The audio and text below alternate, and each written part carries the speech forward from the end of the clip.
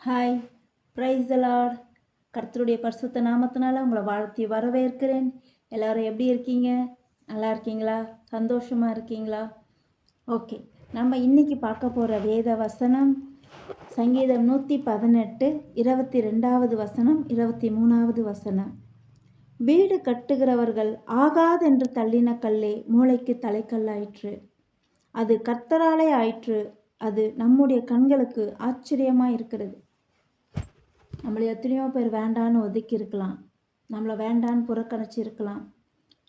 நம்மளுடைய நிலைமையை பார்த்து நம்மளை பண வசதி இல்லை, அவங்கக்கிட்ட எந்த ஒரு பேக்ரவுண்டு இல்லை, படிப்பறிவு இல்லை, எதுவுமே இல்லைன்னு சொல்லி நம்மளை அற்பமாக நினைக்கலாம். மனுஷனுடைய பார்வைக்கு நம்ம அற்பமாக தெரியலாம்.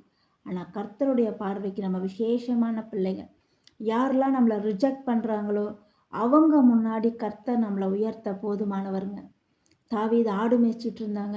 அந்த குடும்பத்தில் அவரை வேணவே வேணான்னு ஒதுக்கி வச்சாங்க. ஆனால் கர்த்தர் அவரை தான் அபிஷேகம் பண்ண வச்சார். அவரை தான் அந்த நாட்டுக்கு தேசத்துக்கே தாவீதை ராஜாவாக உயர்த்தி வச்சார்.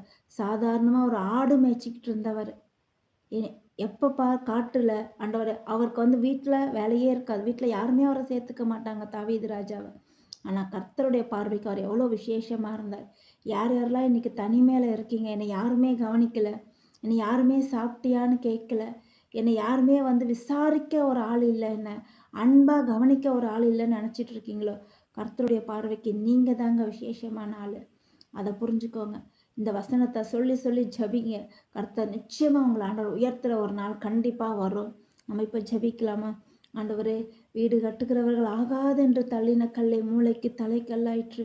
யாரெல்லாம் எங்களை வேண்டான்னு எங்களை ரிஜெக்ட் பண்ணுறாங்களோ அவங்க கண்களுக்கு முன்பாக எங்களை உயர்த்தி வைங்கப்பா. அவங்க கண்களுக்கு முன்பாக எங்களை மேன்மைப்படுத்துங்க ஆண்டவரே. உம்மால எல்லாம் ஆகும் ஆண்டவரே. மனுஷரால் கூடாதவைகள் தேவனால் கூடும் என்று நாங்கள் அறிந்திருக்கிறோம். துதிகன மகிமை உமக்கே செலுத்துகிறோம். இயேசுவின் மூலம் செபிக்கிறோம் நல்ல பிதாவே. ஆமேன். நன்றி.